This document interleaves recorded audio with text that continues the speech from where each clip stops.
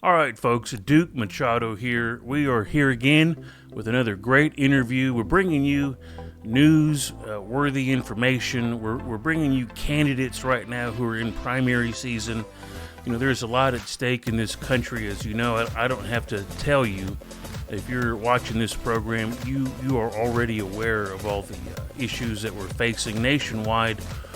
We've had this guest with us today. We've had him on before.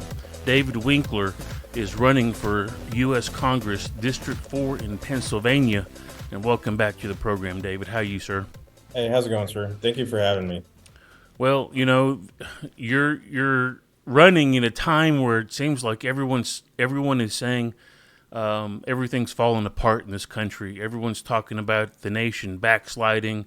We've got Trump under 4 indictments. We've got the Biden administration runaway negative policies for our country. Our border is out of control. We've got fentanyl drugs. We've got overdoses. We've got high crime. We've got homelessness. I mean, you name it, the list goes on and on. Our economy is in the tank. We're still paying crazy prices for gasoline, just the groceries. Everything is just sky high. And you're running for Congress. So I hope you're bringing some solutions to the table, and that's what I want to talk about today. So tell us what's going on in your campaign right now. Tell us a little bit about your district. Okay, so for those of you guys don't know, I am running for Congress in the 4th Congressional District of Pennsylvania. That encompasses Montgomery County and a little bit of Berks up and through Reading, Pennsylvania. Just giving you guys a heads up, I'm up against a former impeachment manager in the Ukraine impeachment. Her name is Madeline Dean, far left progressive. Part of the reason why, we're hurting economy wise out here. Our education is gone purely about, racial as well as LGBTQ stuff rather than focusing in on, core curriculum. We got a lot of division, a lot of issues, as you were highlighting, even to where we're even experiencing now illegal immigration coming up through. I got Mayor Adams busing illegal immigrants over here, nowhere for them to go, nothing for them to be able to do in the sense of moving towards citizenship. So there's a lot of different issues, as you said, I have to be able to try to fix here. And I think that, the solution comes with sending a combat tested combat veteran to Washington, D.C. to be the adult in the room rather than focusing on political theatrics. We focus purely on policies and effective legislative means to get after these issues. So, if you watch the debate, presidential debate the other day, and they were attacking Vivek, right? So he was basically they're saying that he's got no experience. Now is no time for on the job training is what they're saying basically. How do you respond to that when people say you don't have any experience in politics? I would actually, sit there and praise Vivek actually, because I think that's actually what Americans need right now. We don't need the typical swamp rat politician that we were seeing up there on stage. I mean, it was interesting coming from Chris Christie. Yeah, That's the yeah. typical politician that nobody really wants. Vivek is able to speak to the people because he came from the private sector. Is he built a business from ground up and he knows how to lead. He's speaking to issues that are not only hitting the older generation but also the younger generation. Hmm. I think it's perfect for Vivek to sit there and talk about being a future or right now being a torchbearer in this chaos. And I think that that's actually what I stand for as well. I'm a younger type leader. I'm a millennial, and I think that we have to stand up and take the torch from the older generation Republicans and just get the job done. And I think some of these older, you're talking about older politicians, they need to be a little more willing to hand the torch over. They're clutching onto that torch so tight. They want to take it with them to the grave. And I think there's a time and a place, for wisdom, a little age, a little experience. But, Yeah. I also think that the torch does need to be passed. And if there's leaders, people with the right mindset, the right heart for the nation, that that's what this country was founded on. It's supposed to be led by people of the nation, not just a handful or pre-selected uh, politicians that are Yes. groomed from day one. I mean, I'm sick of that. I know everyone else is just sick of that. And to me, I think that's one reason, Vivek, and even you were mentioning before we started the program that you're having a lot of success raising money this time around. Um, tell us, tell us why you think that is. I think so. What I'm experiencing out here is unlike, any other time I've tried to run for office out here. I'm getting Democrats to independents to Republicans all saying, "Hey, we need change." It's because we're all experiencing the same socioeconomic issues. When we go down to the gas station, we're all hurting. When we go to the grocery store, we're all hurting. Even just any form of living expense, we're all hurting. And so Mm-hmm. we're tired of the political theatrics going on, of the back and forth, political persecutions going on. And it's like, when are we going to start focusing in on the people? And the all generations right now, we don't care necessarily about the whole Trump stuff, or we don't care about necessarily the Biden stuff. We care about how are we going to fix this issue so that, when we go to the gas station, it's not $4, a gallon. When we go and buy groceries, eggs aren't $7. Even the Similac, I'm having to deal with, constituents out here that can't find baby formula. It's all going to the border. So we have legitimate things we got to get done, and the message is resonating with the people where that's all my focus is. I don't care to play theatrics. I don't care to play games. When you elect me, I'm there to just make a difference right then and there for your pockets and your family. So let's get into a series of Okay. questions here, and I know that the questions I'm going to ask you, they're not like groundbreaking, Yeah. revolutionary questions, but I think the people need to know where the candidates stand on these main, we'll call them core issues. The first is you mentioned earlier the movement of the trans movement in our schools, the way they're attacking our library, our public libraries, the way they're doing, implementing all their tactics to allow for youth to have hormone blockers and to keep the parents out of out of the control of what these young people do to themselves. With schools, tell me what your thoughts are and what you would do if elected to eliminate those sorts of attacks on So, I our mean, children. I was going to say my answer is going to be, kind of complex here because it's a complex issue, right?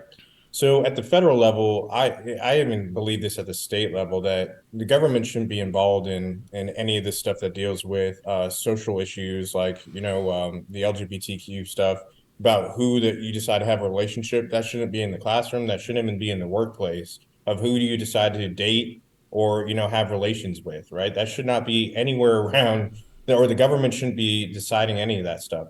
Also, on top of that, at the federal level, because that's where I'm looking to legislate at, is I absolutely would invoke the 10th Amendment and say, hey, this is not something that should ever be written in the federal aspect of allowing or creating curriculum or endorsing curriculum at the federal level. I would absolutely, at the federal level, though, put in protections for the kids as well as protections for the parents. Mm-hmm. We should not be castrating or giving hormones or even trying to endorse some sort of surgery on minors. Um, that so we need federal protections for to enhance the parents' ability to go into the school and say, no, you're not going to do certain things to my child. So I'm all about protecting the parents and I'm all about protecting the kids. The other aspect is I'm looking at reopening or looking at the establishment clause. I think that we have a hard time as Christians here. I think that there is Christian persecution as well as discrimination going on, and it heavily revolves around the First Amendment Establishment Clause.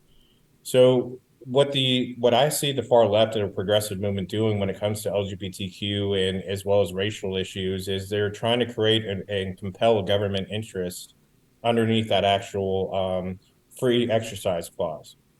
we need to be able to protect Christians as well as Muslims and Jewish or whatever religion that you are here in America, and be able to say, hey, we are not going to create a set of laws that preferences one sexual preference over the other, one race over the other. It's going to be the same thing with religion. So I'm looking at open up with that establishment clause and putting protections in across all the protected classes and say, hey, we will be equal.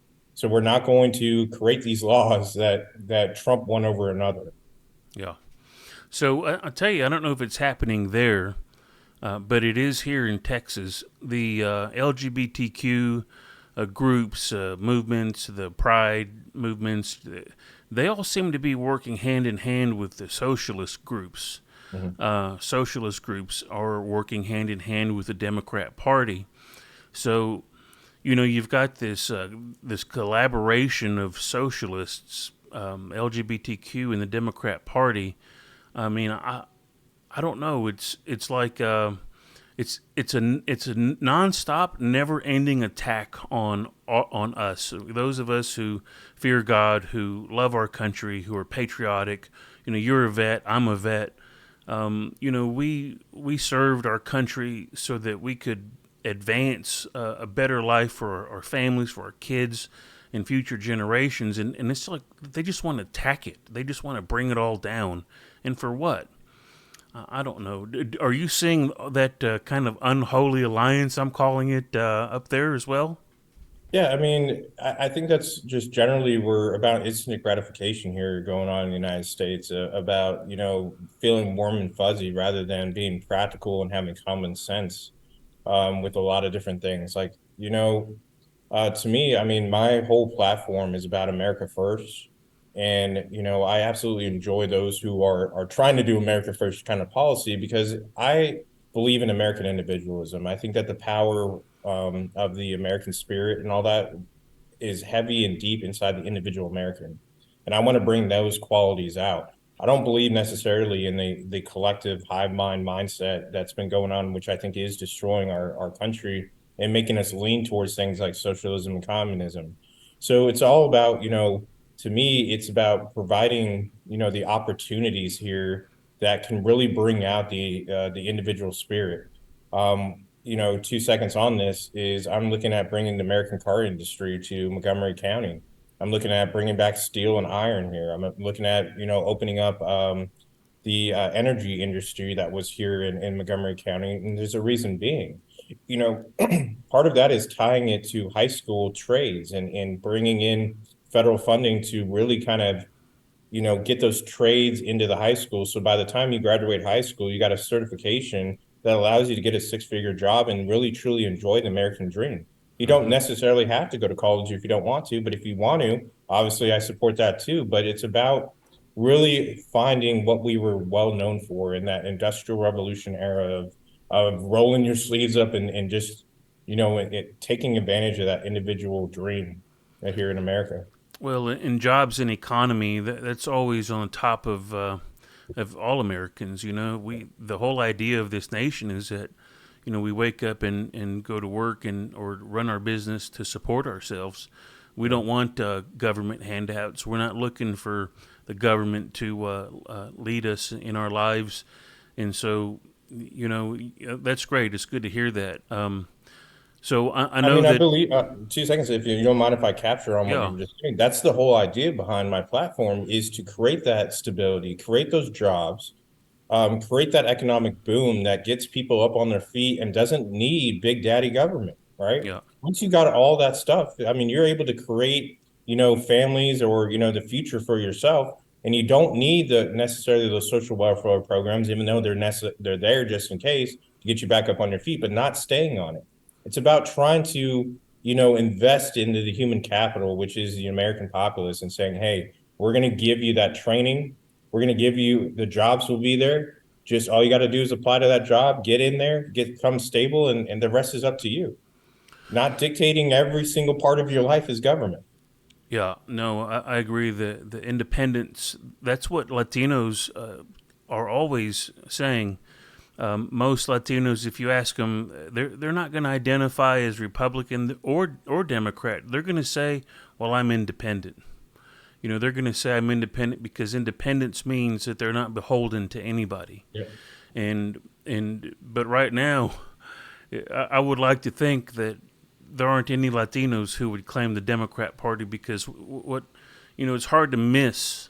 It's hard to not see the damage that the Democrats are causing to our country. And I want to shift that to the border. Mhm. When Trump was in office, that border was locked down tighter than it's been locked down in decades, several decades. I'm not saying it was 100% lockdown, but essentially it was locked down. If he would have had a second term, I think we would have tightened the screws even more. But here's the thing: Latinos, Republicans are not against immigration. We're against illegal immigration, and so here we have millions coming across. And you said you're getting a taste of it now. Well, in Texas, it's been our life. It's our life. It's been this way for a long time, and not all of the people coming across are bad people. I'll Yeah. admit, they're not all bad people. They're looking for a way to feed their family back home. People don't understand. They think life is hard here. Our worst life here is heaven for most of these people in their country. But at the same time, there's a lot of bad folks coming across, Yeah. bad people with bad intentions, and they're getting through. And it's all on Biden's watch, and he's not stopping them. What can you do if you're elected? I mean, what's the game plan to shut that border down and get control again? So my game plan is, we hear back and forth that we need to create all these different rules. We already have a set of federal laws in place that just need to be enforced. And I believe that the congressional oversight needs to take place and have, or, lean on that executive branch to do their job. Right. So, when I talk about the federal laws that are in place, you got United States Code, 1324 all the way through 1327. You have the Immigration Reform and Control Acts. You got all these different things in place. We're just not allowed to enforce it because we got a rogue executive branch underneath Biden that, he places Mayorkas in place and doesn't allow, Border Patrol or, the arms of DHS to really be able to do their job. The other thing is, I'm absolutely in agreement with you that, as a Republican, I do believe in immigration. I do think it's an amazing thing here in the United States for, those to be able to go ahead and say, hey, I got a dream to, come to America and create success within a first generation. And here's my thing about it is we got to be able to have a better pathway to citizenship. I think that we have a system right now that's just bogged down. I mean, we look at our courts. I deal with the Eastern District Court over here. It's in 26 Federal Plaza. I got a total staff of 300 out here and 26 magistrates to take on millions of cases a year. That's just not feasible, right? So we're talking about your F, your J, your C, your H, all those visas are going through there. And you're looking at the dockets of each of these magistrates or judges. It's just insane to think that they're going to be able to go through that. So I'm looking at, beefing up the court a little bit, maybe adding additions to there so that more judges and more staff can look at these, these ones that have been waiting in line for years upon years, get them some relief to try to get them closer to a green card. The other thing I'm looking at bringing back is the MABNY program. So the United States Army used to be able to bring in the F, the J, the C, all those visas, and within about 6 months to a year, they were looking at getting citizenship. So I do believe in merit-based immigration policies that really kind of help those who are doing right by the system to be able to, find ways to, expedite that citizenship. As to go back into that MABNY program, I was a recruiter. I used to bring in people in New York City. I used to bring in the Chinese that came over, people from the West Indies, people from Africa, you name it. And it was a great, great program. But I want to extend that to all branches of service, not just the Army, but on the active side or the active component. The other thing that I think that we also need to do is really take a look at the ones that were already here.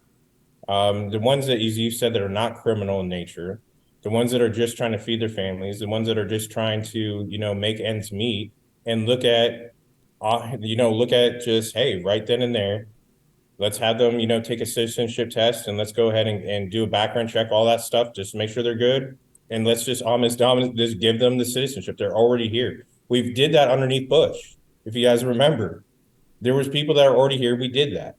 Now, the one we also got to clarify the status of asylum. People cannot be coming over here for economic asylum. They got to legitimately be fear or fleeing a situation. And so I know, because the asylum process, man, it takes priority over all these other ones, which keeps this backlog going. So it's a very complicated problem. But ultimately, what I'm trying to say is my pathway forward is looking at meritoriously or meritorious style immigration policies to help out those that are doing the right thing, as well as securing the border and enforcing the current set of laws that are on the books. You know, I would agree with a lot of what you're saying. I don't know that I think that rather than just granting blanket citizenship, I would change that personally. I would be more willing to maybe give a temporary residence card or something like that versus just outright citizenship to all those folks. Everyone I talk to says they need to get at the end of the line. That we take care of everyone who's done it right first. There's several steps in the process, but I hear what you're saying. If you're a criminal, you're gone. Yeah, if you're You're not criminal, yeah, you're staying in gone. this country. And so to If clarify my you're point, what I was talking about was the ones that are doing it right, right? The ones that are Yeah, in line and been in line for many, many years, yeah, going through the court process. Those are the ones I'm looking at saying, hey, citizenship. yeah, I'm not talking about the ones that are, just coming across the border through, yeah. It's good to outside of clarify the that. ports of Yeah. entry. I'm talking more of the ones that have already been doing everything right. Mm-hmm. That way we clear up that system to start processing those ones that are coming across for asylum. Yeah. All right. Well, let's move on. I want to get to the war in Ukraine. Is it good for us to be supporting that or not? No. So my thing is I like to stick to the Constitution here. What I feel like is going on is a violation of the War Powers Act. We're doing everything but putting boots on the ground. And I still think that if we're going to be sending aid or we're going to be doing any sort of helping of a foreign country that's in a conflict, that everything needs to be going through Congress. I don't believe that the executive branch should have that power to be sending troops over to Poland, to be sending them over to other places overseas, and without really kind of going through Congress. The other aspect of that is we need answers from Ukraine before we give them any aid whatsoever or continuance of aid. We need to know where that money's been going to. I mean, we've been hearing, different rumors and different, allegations that, they bought FTX stock, right, with the money that we gave them. We've also heard that Zelensky himself was, jailing his opponents and declaring martial law, so that, that he stays in power. I do not believe that we should be giving money to, leaders that are doing things like that. The other thing is I'm about America first. If we're going to give that amount of money to Ukraine, we should have been giving that money to our veterans. All right, we just ended a 20-plus-year war, and we always put our veterans last. It's about time we put our veterans first and use that discretionary spending to help end veteran homelessness, to looking at ways to help the veteran community really kind of transition back into life after that, Afghanistan Iraq conflict. Mm-hmm. Yeah, I agree, and I think also right now a lot of people are comparing uh, Joe Biden's infatuation with Ukraine and his lack of empathy for what's happening in Hawaii or in Maui. Um, our Facebook page has put out several posts, and they happen to be some of the most trafficked or most shared posts that we've ever put up. Or his response or lack of response to our neighbors, our fellow citizens over there in the islands. I mean, I don't know what happened over there. There's still a lot of questions. There's a lot of speculation as to that it wasn't all natural Yeah, causes, and my heart goes out to all those folks. They are fellow Americans, yeah. and right now they're just essentially they're being ignored by our federal government, who should be cutting checks. I mean, those folks are suffering right now. What are your thoughts on what happened over there? So, I mean, I think that we do a disastrous job in general, yeah, outside of Florida and what DeSantis has been able to do for his people when it comes to like hurricanes and disasters like that. But I mean, I can reference Puerto Rico as well, and in what's going on in Hawaii. I think that we have had a disastrous response. Our Americans, as I said, come first to me, and we should be doing everything in our power to, help rebuild after, these devastations or that take place like that. As well as I thought the $700 was really kind of, a An lame attempt insult. at helping Yeah, these people. yeah. When you're losing a house, you're losing your whole livelihood, and you're going to give them $700 one-time payment. I think that misses the mark. We look to this president, or we look to the presidents, to kind of be that leader in those times of darkness, and we should be doing better by that. As well as I think there's a congressional role to play in this, and as the power of the purse, to make sure that we set aside money for disaster reliefs and make sure that, we have immediate responses. We get out the teams to help, rebuild and we help restore these people's lives. This is going to be a tough one for Maui to come back from. Yeah, I mean there's well, I don't want to get in all the conspiracies, but there's a lot of people who feel that this is some sort of a land grab or some sort of intentional by design. And with those concerns, the people have valid concerns, which I believe should be investigated. If the people believe that, and I've heard these allegations too, that, people like Oprah Winfrey, to you name it, have been buying up land for cheap after this. Absolutely, we should be investigating and seeing what's going on after these disasters. Yeah. So the last topic I want to get into, and I'll give you a final word. For years the Democrats and these socialist Democrats, they go around everywhere and they try to convince. They get very liberal district attorneys elected, and they reduce the police budgets, they reduce the police forces, and now you look around the country and crime is increasing, murders are up, violence is up all over the country, and there's no police force to respond. Is there anything at a national level that you think could be done to change the direction that we're going in with all of these? I'd say corrupt district attorneys' offices. There's some things that, and I can speak to the federal in a second, but I think there's a lot that the states can do. We look at DeSantis's response to the district attorney that he had, and was simply to remove her from office for not doing her job. And Mm-hmm. I think that we need to, me as a, looking to represent at the federal level, I'll definitely be having conversations with the state legislative body and saying, hey, look, because I'm dealing with Krasner over here. I got an open air drug market in Philly. I got about 1,082 shootings already this year, a homicide rate of about 262.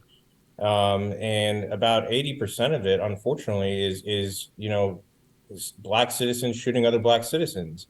And so we got a big problem going on here. And Hold on. as you said, I want you to explain to me what an open air drug market is.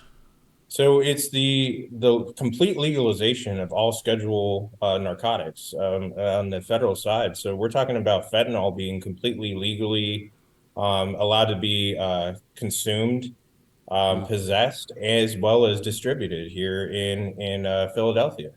we're also talking about, it doesn't matter if it's meth, if it's cocaine, if it doesn't, it's all legalized. Mm. And it's led to a big problem of crime up here. Not only that, but it's allowed the infiltration of organized crime to come here and do mass distributions, and they go out to wherever they go out afterwards. But we're talking about the cartels have moved into Philly. Mm. It's open season. So trust and believe. I hear you when it comes to the lack of DAs doing their jobs. I also, at the federal level, since you asked what I would do, is absolutely tap on the DEA, Mm-hmm. tap on, some of these law enforcement agencies, and give them the authority pretty much from the legislative, saying, hey, you will get after this stuff. And if there's any form of obstruction, that we pull those leaders from the local level up, assign a special counsel, we look into it, and then refer criminal referrals off to the DOJ. It's about time we stop playing games with these liberal attorneys that refuse to do their jobs, and we start bringing them to Congress. We bring them in front of us. If they don't want to do their jobs, or that leads to death or destruction of their cities, that we hold them accountable through the DOJ. Boy, that would be a sight, right? To actually see someone held accountable, to actually see a government official who's screwing things up and causing problems and even death, and you know, for the citizenry, to be held accountable. They're never held accountable. In fact, most of them get promoted. So, yeah, that would be great, David, if you could pull something like that if you're elected. And I know it's a tough hill to climb, and you need more funding. How do people contact you? How do they donate to your cause? So you can find my website at www.winkler4pa4, which is the number 4.com. You guys can find me on Facebook, Instagram, as well as Twitter and LinkedIn. I do have an event coming up on October 20th, which is our official launch dinner, and I'll have people, great leaders like Angel Staten King there, Joe Collins, Kim Klasick, and a few others there for people to meet. And I will tell you, man, this movement is about youthful leaders, man. And I got a bunch of great grassroots conservatives a part of my team. We're just going to go out there and fight, and that's what we're hoping. Yeah, well, I met Joe Collins in Dallas one evening, and he's a firecracker. Well, he's fired up. Is he running for Yes, he anything? is. He's He is running running. for a Texas state house. Oh, nice. Okay, okay, Yes. good. I haven't actually kept up with him as well as I need to, so I need to reach out to him. But anyway, David, I'll give you the last word. I just want to just all I want to say, man, is don't get down. Don't, I know that we see Trump being indicted, 91 counts and all that stuff, but it's not a time for us to give up, right? We need to, get in that foxhole, and we need to fight, and encourage and get with all the conservatives that are running for office and help them. As I keep trying to tell people, man, it's the $5, the $10, the $25, man, across all the patriots across the United States that are going to give us that landslide red wave. It's not about, you don't have to drop $1,000 or anything like that, right? It's the grassroots movements that make things happen, man. Hmm. So I just want to say, hey, and once again, man, I am a MAGA 2024, so I am supporting President Trump Yeah. throughout this process, man. Well, and have you seen the black community's response lately? Yes, it's a It's good sign. it's kind of it's maybe a surprise to some, but to others, I think we've all I think known it's a that long time coming. I think I've yeah, seen this coming from a long, yeah, it's about, a real awakening, my friends. yeah. All right, folks. Duke Machado here, Latino Strike Force. Like I said, we're bringing you the real deal, the real interviews with folks that really care about this country. So go follow David Winkler, help him out if you can, and keep tuning in as we continue to bring you the best interviews in the nation. Duke Machado, we're out of here.